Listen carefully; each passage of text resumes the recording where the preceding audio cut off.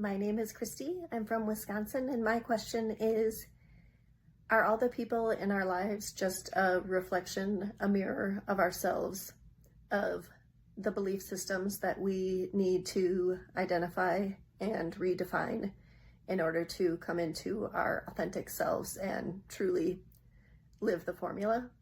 Thanks. Yes, but again, not everything is a one-to-one reflection. So there can be greater or lesser reasons why people are in your life.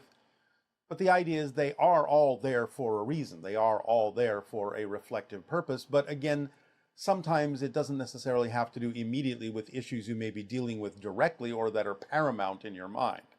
They may be there simply as a support system because you need someone there to be able to reflect on what you need to reflect on.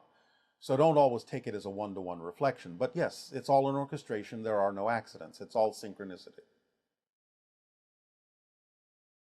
Good day, Bashar. I'm so happy to meet you. Our unconditional love and excitement to you as well. What would you like to discuss today? I want to ask about how I can tell whether I still haven't found out my fear or whether I'm just attached to something. My excitement is around being in communication with multidimensional beings like yourself who are helping us raise the vibration.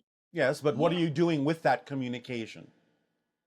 What are you doing on Earth with that communication? How are you expressing your passion on Earth to be of service to others? By loving people in every way, actually. So I'm a teacher, just being with people as they are and knowing. Yeah. And so what are you confused about? I would like to be doing it at a more direct level rather than simply my way of being and being with people. I'd like to have a more of a focus. Well, you're having more of a focused conversation right now. Exactly. But that doesn't necessarily serve the people of Earth to continue to have it this way. It's like going to the well to get water, but then going back to distribute it to your tribe. You can't just stay at the well and keep dipping water out of it and not go back and distribute the water. That doesn't serve a purpose. So the idea is you will have whatever direct conversations are necessary, but you have to allow yourself to also trust that your life is unfolding the way that it needs to, and you don't necessarily have to have as many direct conversations as you may think to get what you need to share with others, to be of service to others. You have to trust the way it happens, how often it happens, when it happens, and know that it's happening in perfect timing. Plus, the way that some human minds work, the idea of insisting that it must happen a certain way only gets in the way of the way it's actually happening. So allowing yourself to know that you are in whatever form of communication you need to be to deliver whatever it is you truly need will allow you to experience that connection and communication with other beings in whatever ways actually serves everyone involved, not just the way you think it should be. Does that make sense? It sure does. And by moving forward and making sure that you are doing what you say you're passionate about in the most passionate way you could be doing it, with all the factors aligned, what it is you're doing, with whom it is you're doing it, where it is you're doing it, how it is you're doing it, all being representative of using your creative imagination to do it in the way that is truly, fully encompassing the idea of the expression of your passion, will raise your vibration and make whatever forms of communication that serve you and everyone else necessary happen more often. So it's not like you have to single this out. I want it to happen this way. I wish it would happen this way. It's about knowing that it will happen perfectly in a multitude of ways that will actually be the ways that serve you and everyone best. Does that make sense? It sure does. All right. Does that help? It does. But this lingering question around fear that comes up, like, so. Fear of what? Fear of unidentified presences in the room with me, and I get afraid, and I'm thinking, oh, something's here, and I shut it down. Why do you get afraid? Why not just go on about your business and let it be what it needs to be? Why do you get afraid? What do you think is going to happen? I don't know. And that's the thing. At a conscious level, I can't say it's not that I don't feel safe, that I think someone's gonna do something to me. I just have this automatic response of Something doing something to you, or something doing something for you. Exactly. But why do you go to the to you instead of the for you? That's what I'm wondering. Well, what's the fear? What do you think is going to happen? What are you afraid might happen? Be specific. This is what I can't tell yet because yes, you can. Yes, you can. Yes, you can. Of course you can. I guess I'm afraid that I'm going to be taken advantage of. And why would you think you would attract something that would take advantage of you? Because I'm not You're not what? in tune enough. I'm not You're not in tune enough. You're not aware enough. Why do you think that about yourself? What are you measuring yourself against? This amazing ideal that you're supposed to be. Why aren't you good enough as you are? I think I should know. I think even just the fact that something's there with me makes me feel like, since I don't know what it is. But you know that something's there. Isn't that enough? Why isn't that enough? Why isn't that good enough? I feel like I need to know what it is, that if I don't know what it is that's going on and I can't have. Then you're out of control. Yes. Nonsense. You have a definition that is making you feel that without the conscious mind knowing every single little detail, that something's going to go wrong. That means you're allowing the idea of your physical mind to run the show instead of allowing your higher mind to show you what needs to happen. It means you don't trust the higher mind, and you're putting way too much pressure on the physical mind to think that it has to know everything, that the physical mind is in control. The truth is, the physical mind is not designed to be in control. The physical mind is designed to simply experience what it is that comes into your life as fully as possible. Work together with your higher mind to know that the higher mind is not going to steer you wrong, that you have to really trust your greater self, the total you of the physical and the higher mind, to work together, and that everything will unfold exactly as it needs to if you will relax the insistence that the physical mind needs to know every single detail in order for everything to be okay, which it's not designed to do. That's like saying, in the analogy we often use, that if you go deep sea diving and you use a diving mask, which is only designed to allow you to see clearly what's happening under the water instead of it being murky, it's like saying the diving mask has to know everything you're about to see before you're willing to see it. The diving mask isn't designed to tell you what's coming up or what fish you're going to see around the next bend. It's just designed to let you see whatever comes up more clearly. That's its job, and it's not designed to do more than that. So stop putting so much pressure on your physical mind to do a job it's not designed to do, and let the higher mind take over, because that's its job. Do you understand? I do. Are you willing to relax into this understanding? Yes. Are you willing to know that whatever comes up has to be for your benefit if you stay in a positive state? Yes. Then it will be. Even if it feels uncomfortable momentarily, that's all right. That's just the reflective mirror in the kit of passion showing you that you may be holding on to beliefs that don't work for you, that are out of alignment for you. And when you feel that, go back into the positive state, knowing that you cannot experience anything but a positive outcome if you stay in a positive state, because that's just physics. As a teacher, you should understand physics to some degree. So what you put out is what you get back. And so even if you momentarily go into a place that feels uncomfortable, know that that's just there to get your attention, that you're holding on to something that doesn't work for you.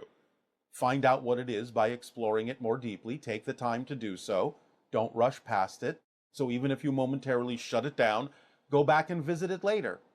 And understand again that if you explore this from a positive point of view, knowing that anything, no matter what it is, has the ability to serve you in a positive way, then you will start to relax and open up and let it be whatever it is, knowing that it can't be anything but something that will give you a positive effect.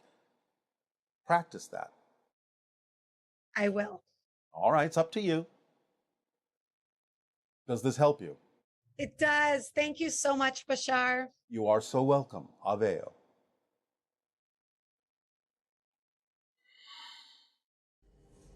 Hi, dear Bashar. I'm Lin from China. I would like to know the difference between being passionate and being reckless.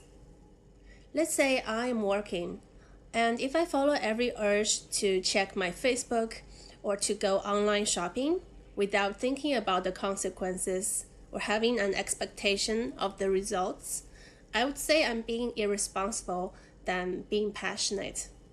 What do you think? I'd like to know your opinion. Thank you. Well, since you obviously recognize that there is a difference, I would suggest that you have the capacity to tell the difference and be honest with yourself in your own self-investigation, again, why you're motivated to do what it is you choose to do.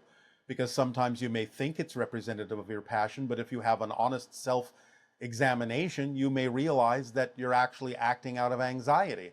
So you have to have honest dialogues within yourself about why you choose to do what you choose to do at any given moment.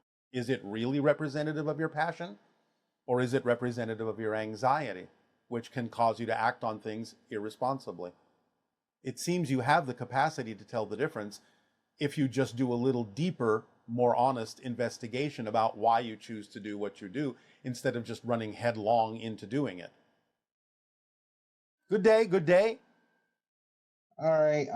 Thank you for your part in the co-creation of this experience. It is our deep pleasure. All right. My first question to you is, can you tell us what is that huge complex under the pyramids and what was it used for? Many different things: initiations, rituals, practicing out-of-body projection, so on and so forth, and a storehouse of knowledge, a teaching center, an initiation center for the priesthood. Okay. Sounds pretty cool. Sounds pretty cool. My next question is, can you tell us about a civilization that chooses not to tie themselves into a single agenda per se, but instead takes on a more nomadic approach to all that is, and what is their perspective on this? Were you talking about our civilization? Well, not necessarily. Well, yes, but also not to the extent of like going into a specific agenda, like the hybrid agenda. Oh, I see. All right.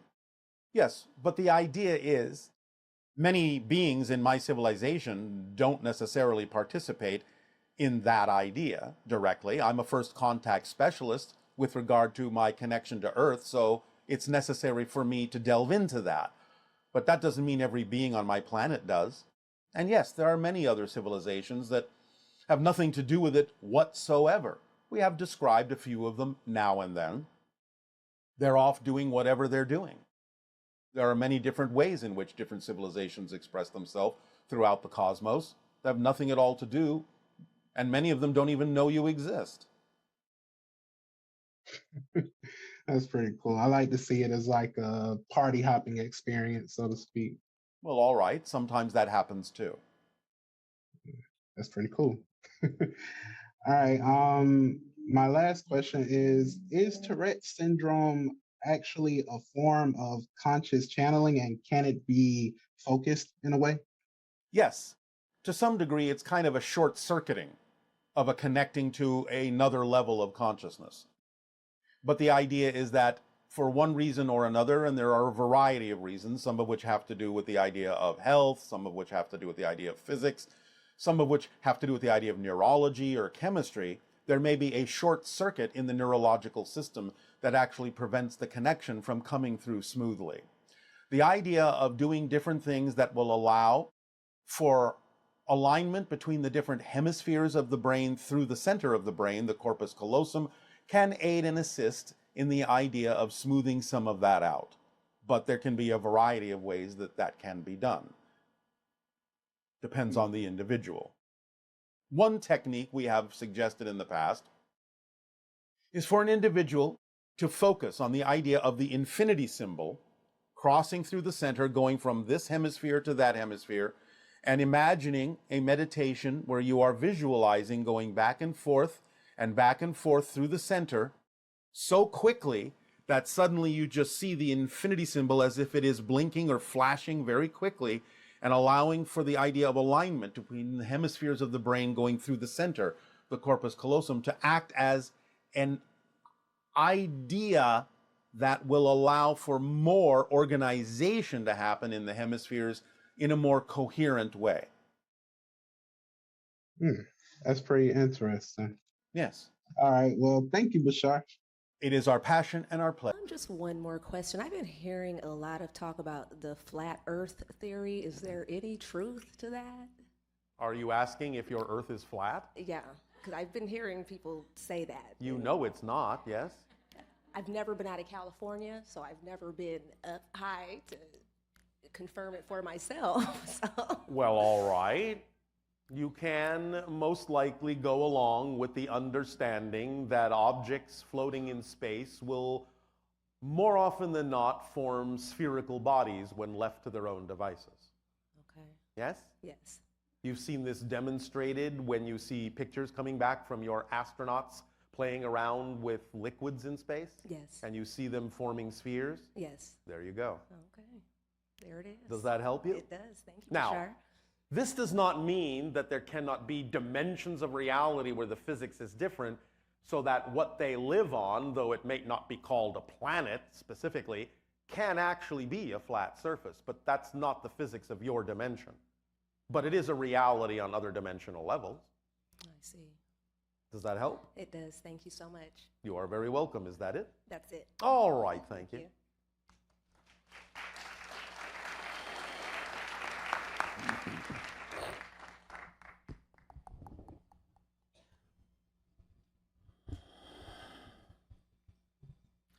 Hello, Bashar. And to you, good day. Thank you. Wow, so many questions. So many answers. Yeah, good ones too. I'll start with I've had a lot of what you could call mystical experiences, and I'm wondering if there's a common theme among them, some agreement or something along those lines. Well, the challenges that you face and the synchronicities that you experience in life are usually representative of the themes that you chose to explore. So that can have a common thread, if you wish. Probably most likely the expansion of your consciousness, the expansion of your awareness, the ability to become more adept at transforming negative to positive, so on and so forth. Being more of yourself. Yes? Definitely. Well, that's a common theme. That's Okay. a connecting thread. Anything else? One of these experiences in the fall of 2013 led to me unlocking a pretty strong ability to work with energy and my field and other people's field and so on. What is your field, as you say? The human energy field. I'm actually not really sure what terms would be best used to describe this sort of thing. All right. I can feel it, but I don't. Yes. I've been exploring it from All kind of right. the inside Well, out. how do you choose to work with this idea? I've been doing healing work with all other right. people. And so, My, this excites you? It does, yeah. All right. My question was, could you tell me more about this energy and how could I best develop those abilities further? I believe you already know the answer to that because we've been speaking about it all day long. Excitement? Yes. When we talk about the idea of acting on your excitement being a complete kit that leaves nothing relevant in your life out, you may take us quite literally. Okay. It's not a metaphor. It's absolutely complete. It leaves nothing relevant out that is in alignment with your true frequency. Okay. So the idea is that you are, while connecting to higher level energies as well, stepping them down into a form that is utilizable and applicable in your reality, which is the electromagnetic field. So you're using the electromagnetic field to create resonant patterns that are reflective and indicative of the state of being that is representative of balance and health and awareness. And again, as a healer, should someone be attracted to you for the purpose of matching that vibration, You will have allowed them the opportunity to experience an environment in which they can choose to heal themselves. But it's basically being done, even if you're connecting to other energies elsewhere, it's basically being done through the auspices of the electromagnetic energy that is representative of your physical reality. Got it. Thank you. Does that make sense? Yes. What is a good way to charge myself, energize myself?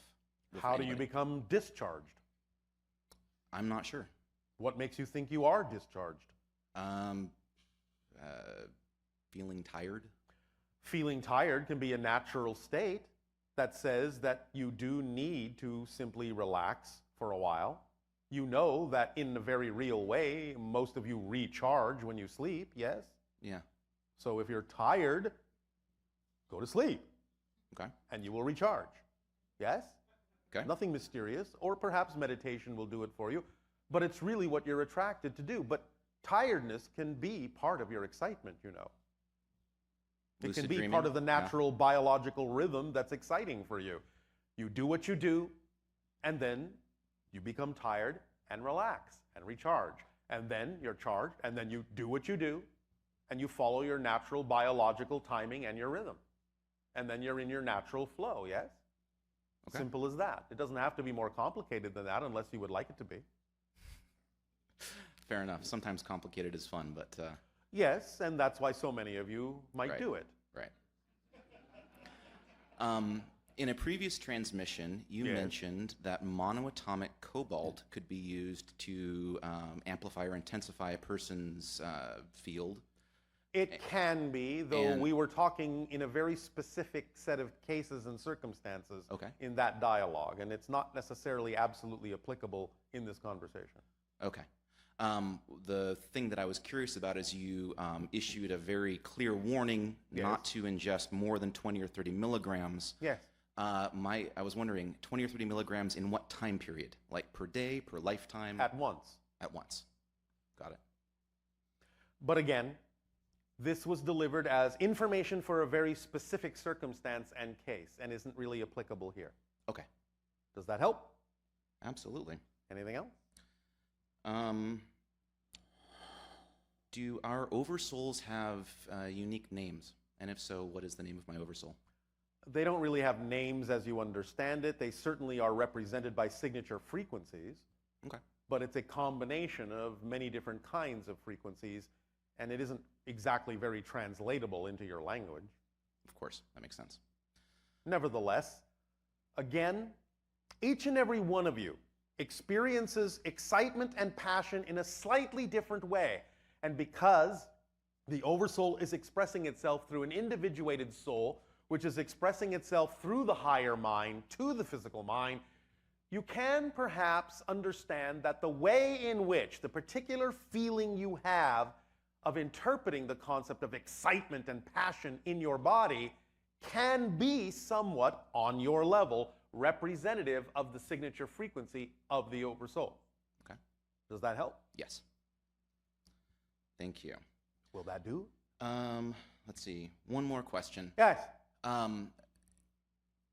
The transition point to fourth density, is that Well, you're already going through it, but yes. That was basically my question. I was wondering if this is something that's already happened or in the future. No, it's happening. Happening. That's why we're having these conversations. If you weren't transitioning to fourth density reality, it's likely we would not be conversing at all. Remember that fourth density reality is still within the high levels of physical reality in the fourth dimension. Dimension is like the country. Density is like the states within the country. You can have third density and fourth density within the fourth dimension, 3 of space, 1 of time.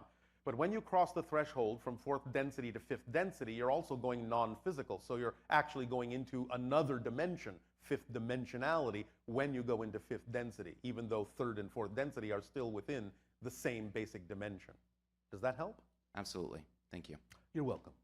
And I thought that was the last question. It is. I just want to say thank you for all of your teaching. It's been a profound honor to learn from you, and especially thank you about all of the information about the span. That was quite a ride. All right, yes, and there is more ride to come.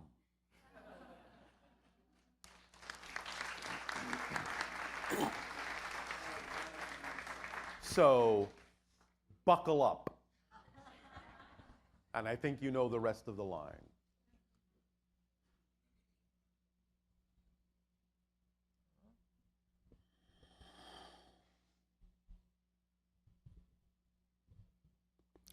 Good afternoon. And to you, good day. Well, I'm in the process I am processing all the information that I'm getting Yes. from you right now because this is my really first experience with gamma. Yes. I've been in a theta state. I have some experiences around theta state. All right. Can you explain to me the difference between the gamma and the theta? It's just different frequencies in the brain that create different experiences and different abilities and different ways of tapping into different portions of your consciousness. Okay. It's like, again, tuning a radio. On what you would call the idea of AM, you can only receive certain frequencies and certain programs, and on FM, you can receive different frequencies and different programs. So the idea of beta and delta and gamma is that they are representative of frequencies that allow you different experiences of tapping into different levels of your consciousness and different levels of dimensionality to receive whatever information is important and relevant for you to receive at that particular moment. Okay. It's just that gamma is a very high frequency that allows you to access far more than you're used to in your typical waking states and beta states and delta states and so on and so forth. At least while you're dynamically awake. You access a lot of things when you are asleep in delta, but it's a different form of access that allows you to actually go out and have different kinds of experiences in what you would call more of an out-of-body or astral style experience, whereas the gamma frequency allows you to function dynamically in greater harmony with your higher mind and be represented as a more holistic person in physical reality and access higher perspectives, bigger picture points of view, more information more coherently, processing more quickly, and synthesizing information more quickly from whatever is the input to whatever the output needs to be to address whatever circumstance and situation that you may be experiencing. Does that make sense in your language? Yes, it does. All right. So as an educator of young children, Yes. I'm noticing that you use the pathway of breathing to get to that gamma state. Well, Is that we correct? can use it that way. It's one way, yes. But as we said, doing anything you love to do, when you're doing something that you're completely absorbed by, that you love to do, and you don't notice the passage of time, you're in the gamma state. When you're operating at peak performance in any way, shape, or form, you're in the gamma state. When you're, as you say, in the zone, you're in the gamma state. So there are many ways to create the gamma state. We're just taking you through a particular permission slip methodology that can work for many people on your planet to get you into the practice of being in that state, even when you're not necessarily focused on expressing it physically in some way, shape, or form. Okay, so as an educator in the classroom, Yes. I'm asking you this because the classroom is a very dysfunctional place to be. Well, yes, because of how it's engineered, how it's arranged. Right. That's why we talked about the three main principles that need to be used in your classes to allow the children to actually access the gamma state. Right. So what I guess I'm trying to ask you Yes. is that using the breathing technique before learning starts in the classroom. Yes. Meditative states can be of assistance to prepare the class to receive information more efficiently, as long as the information is in alignment with that meditative gamma state. In other words, what we said, it's got to be more interactive. You have to provide a safe environment for them to make choices and learn the consequences of those choices so they can learn responsibility for creating their reality. And you have to adapt the lessons to their particular modality of learning as an individual that is unique. And when you get them into the gamma state through either meditation or through some other creative, expressive endeavor that puts them doing what they love to do, then you can start dispensing information in the way that we are suggesting. And because it's aligned with the gamma state, that information will be absorbed in the way that it needs to be, most effectively. Does that make sense? Yes, it does. Yes. I'm here to, I just need to think about this and see if I need to. Oh, go right ask- ahead. Now, do trust your imagination to alter these things in whatever way seems best to you, because as the teacher, you also have to use your own gamma state energy. You have to use your imagination and have communion with your higher mind to be able to be inspired to come up with the things that will actually be most effective for the class. That's what it's all about, communing with your higher mind through imagination and excitement, so that when you are on that vibrational level yourself, you'll be able to come up with the inspirational ideas. Otherwise, you can't. You cannot experience what you're not on the vibrational level of first. So you have to be on that vibrational level of excitement and imagination in order to actually even conceive of the ideas, to be inspired by the ideas that would actually work best for your class. But if you're on that level, you will find the inspiration. The ideas will pop into your head. You will be shown what to do. You will have creative ideas. Yes? Yes, and the gentleman, I think it was the gentleman who was at the mic before me, was talking about being tired. Yes. And even though the ideas come and the inspiration is there and the fun is in the classroom and the children learn, Yes. it is, I think the bureaucracy of the system is it is so tiring. Then find a different bureaucracy or create one.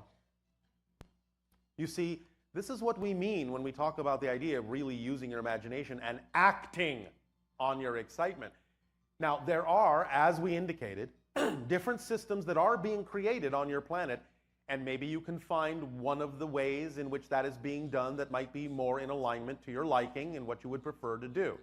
As we said, there are now certain systems called developmentally appropriate programs, DAP. You can look into that and see if any of that is to your liking or more in harmony with you. But if you don't find what it is you're looking for, create it. That's the whole idea of being bold enough and imaginative enough and passionate enough to break the mold, break out of the box, create a new system. You don't have to stay within the system that you're in. Create a new system if you can't find what works for you. Create what works for you, and it will work for others who will be attracted to the new system. Yes? Yes. You just have to be imaginative and bold enough to do so. But the rewards will be great and many. Okay. All right? Thank you. Hello, Bashar. And you, good day. You're a tidal wave of truthful information. So my question is a little trying to think of a clear question. Oh, all right. Go ahead. Take a moment. Okay. Take a breath. You know, I'm going into a new career. Congratulations. Well, drug and alcohol counseling and interventionist. Yes. And I like teaching, Yes. Sounds exciting. helping people to laugh at themselves. Thank you. I like teaching how to giving them examples of reacting. Giving them examples of responding instead of reacting. Yes. So my question is, Yes. I'm in a new relationship. Congratulations. So I question myself: I've been on and off with it? Is this the right person? Because when I react Yes. instead of respond, they keep getting reminded. Yes. And a truth that I believe is, God's adversity is God's gift to me that I'm supposed to get, All right. which sometimes I know is truthful, but I don't want to hear it sometimes. I understand. And so, where are you going with this self-analysis? You're doing a beautiful job of it, by the way. So the person I'm with, Yes. why do I fight? Is this a gift? Well, it's all a gift if Or you look at it that way. It's like, sometimes I find is it a gift or more of an annoyance? I don't, Well, how annoying that must be for you, that your gifts are annoying. It's always an opportunity and it's always a gift. And the only reason you would be annoyed, perhaps, is that you're not necessarily receiving it fully. Because even if the gift is the understanding that something must change, Right. that knowledge still helps bring clarity in your life. So why is that annoying? Maybe the annoyance is that the truth is I need to change, not the other person. Well, of course you always need to change, but why is that annoying? That should be exciting. When something delivers to you an opportunity to change, to become more of your true self, why would you look at that as annoying? Okay. Well, Okay. All right. Let me ask you a different question. oh, all right. Nice segue. Was I getting too annoying? No, it has. It has Are to you do- from Illinois? Because you are Illinoising. Another truthful annoyance that sort of makes me stray off my path. No. When It's I- all part of your path. Okay. Even so- the parts you don't prefer are part of your path, because if they weren't part of your path, you wouldn't be able to tell what you prefer and what you don't. You must Well- include them as part of the path. Don't say you're off it. Okay. Use it. Use it. Okay. Going into this new field, Yes. if I'm working with people that are more academically knowing systems, Yes. and I don't know how to say or do those systems, but I figure it out intuitively, Yes. I feel, Yes. you know, you No, I don't know. Tell me. I feel a little out of place when I figure something out intuitively and they can't, and I'm supposed to supposedly by Do you know what a caveat is? no, You don't? You know what a disclaimer is? not well, sort of. If you All right. Start your sessions with this caveat and disclaimer. Say, I understand that you are sort of academically predisposed to look at things in certain ways. I don't operate quite that way. I'm going to operate in a slightly different manner. I may be using intuition and functioning very differently. Whether or not you believe that such things are what you prefer, they work for me. And of course, if you believe that what I'm giving you isn't working for you, that's all well and good, and you can be on your merry way, and I send you blessings and thanks. But I'm telling you up front how I work, and if you want to stick around and see what happens, then I'm willing to do that. And then you have diffused the bomb within you. okay. Because the bomb that goes off with me, I had to take a state test twice already, and it's Yeah. very academic questions, and I failed it twice Well, maybe already. that's just not your way. And that's okay if But that's I not your need way. to get through this way to get Who says? the career that I'm going through. You need to have this test passed. Do you really? I am challenging your beliefs. Because maybe you don't. Okay, so if my beliefs are, you know what, I don't belong in this direction. Yes. It doesn't mean that you can't be helping and counseling people in certain ways without necessarily needing to do it in a state-approved manner. Oh, that's so conflicting. I know. I'm working on trying to do things in the right, correct procedure. But you have to do them the way that's correct for you. It doesn't mean that you're going to be doing things wrongly. It doesn't mean that you're going to be doing things that you will be in legal trouble for. You will find a way to attract to yourself and attract to you a clientele that will be more than happy to do things your way and will receive help from you doing things in the way that's correct for you. If you try to do things in ways that are actually not correct for you, you're not really going to be of much help to them. You have to do things in the way that's correct for you to actually help someone.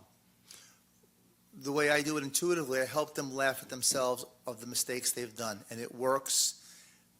But going through this academic, I can't think of the right words, this academic, Exercise? yeah, All right. that I need to pass to go on this road. But you don't necessarily need to pass it. Unless the passing of this is your particular permission slip to allow you to know that you're okay. You do understand it's just a piece of paper, yes? Yes. Yes. Well, And that's so it's not doubting my trust muscles.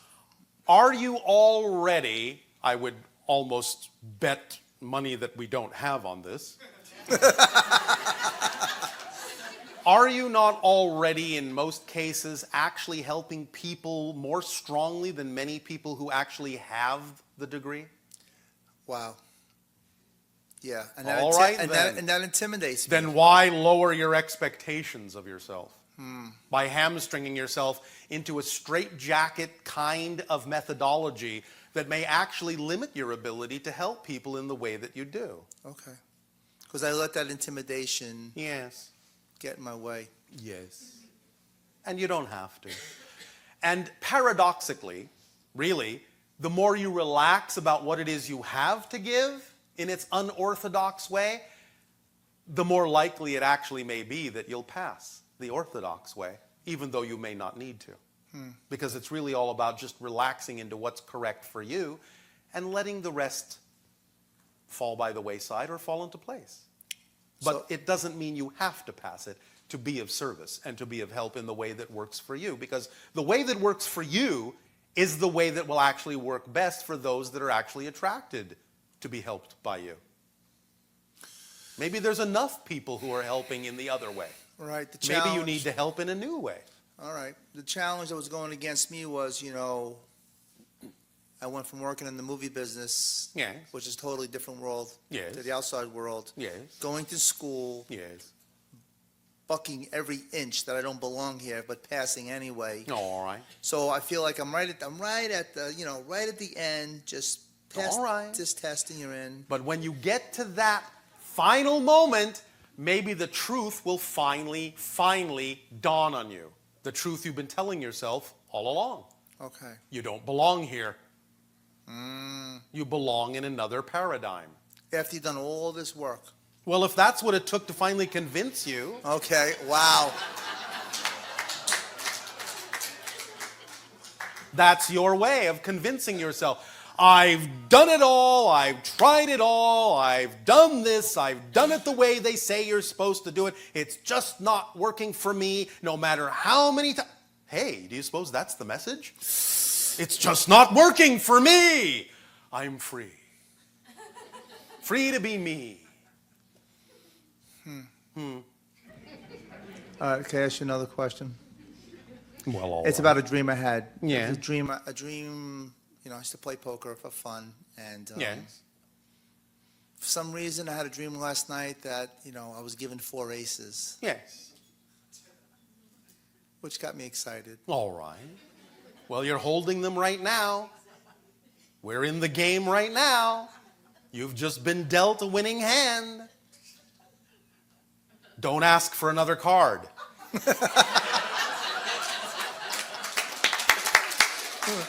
Okay. Yes? Yes. All right. All right. Thank you. Winner take all.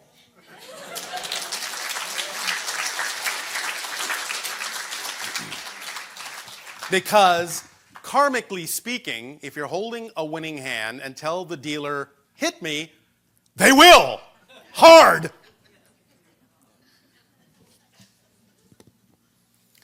Greetings, Bashar. And to you, good day. Shivai, Hatu. Shivai, Hatu. Thank you. How Now, low is your ship right now? 1,875 miles. Awesome. Okay. All right, I'm going to move into hybrids. Hybrids. Yeah, hybrid, like kids. Yes. Having those experiences this year. All right. That's, a little new to me. But, If you say so. yeah, I know. I am. Well, I have, like, a few of these dreams. One Yes. that really stands out. There's like one in particular that I memorized, like his name, his face, everything. All right. Goes by the name of Jack. This was Well, at Lightning. for now. Yeah, for now, which is all there is. Yes. So, yeah, we're at Lightning in a Bottle Festival. It's Yes. The year 2020. Yes. What do you think about that? Must be an awful lot of good hindsight in that year. Yeah. Yeah, so do you think... The rest of you will get it later. So when would you... What does it seem vibrationally that they would start participating in like a festival like that on Earth? Are you asking a time frame? Yeah. I'm saying I had this time frame dream, right, of 2020. Yes. I don't know, just curious. Well, obviously, it's very close to the window of 2025, when we have already said the beginnings of contact will accelerate all the way through the window of 2033. Yes. So by 2020, certainly many things will be far more amplified, far more accelerated with the idea of the potentiality of contact, especially since, as we have said, it seems highly probable that sometime between your year of 2015 and 2017, you will have discovered for yourself that extraterrestrial life of some form is a fact. And once your minds know that it's a fact, instead of just wondering if it's a fact, your whole paradigm will begin to shift. And you'll accelerate in a new direction with regard to the idea of what experiences are now not just possible, but truly probable. Yes? Yes. All right. Thanks. So has that accelerated since last time we talked about it, or the previous Did I time? not say how low our ship was? Yes. So Is that yes. not a barometer of the acceleration? I know, I'm still talking to myself, but yes. All right. Okay, and then the next thing, Yes. crystal skulls. Einstein, the crystal skull, are you familiar with that one? Yes. Cool. So I've It is performed- rather cool, yes. It is. It is. It's cool. Yeah, We were speaking of the temperature. Oh, me too. I noticed. That's what I'm saying. Like I was putting my hands out. Like every time I All touch right. the skulls, like it's cool. Yes. That's what I'm saying. It's cool. Oh, all right. Yeah. Now that we have cleared that up.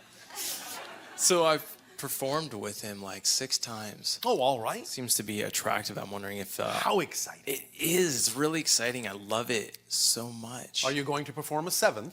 Yes, probably like a 77th. Oh, all right. Well, at least. You are having fun. I know. So I'm wondering if you'll just share maybe my connection with Einstein. Seems to be attractive, literally, that they call me and say, "Would you play with Einstein?" Yes. But what's Well, there are many what's connections behind that it? you have created with the idea. You have created interdimensional connections, understandings of tonalities, proportions, ratios, vibrations, resonances. You have created connections from the present into Atlantean times when it was quite common to play music with the skulls to get them to resonate in certain ways, and by resonating along certain frequency lines to store information that could be, in a sense, recalled later by someone placing their hands on it. They would actually hear the entire resonance message, the entire resonance tune being played back in their heads when they aligned with it. You understand? I do. So those are some of your connections. Awesome. And so for like the Atlantean time playing music, Yes. were there instruments similar to the hung? There were instruments somewhat similar to that, a little bit different. Also, the idea is similar to what you would recognize as panpipe. Cool. All right. Well, sometimes the panpipe is cool unless you leave it sitting out in the sun. And the last thing, so while we're on the hybrid kid thing for a moment, Yes. God, how many do I have?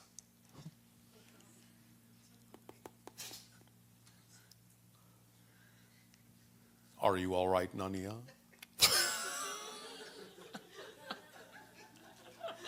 Nania?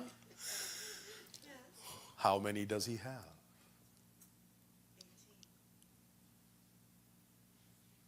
She's correct. It feels resonant. I'm a 9, so that's a 1 in 8. Yes. Multiples work well for you, as we said. You're connected to the idea of ratios and proportions. Yes. Okay, thank you so much. Have an awesome now. Always. See ya. Thank you.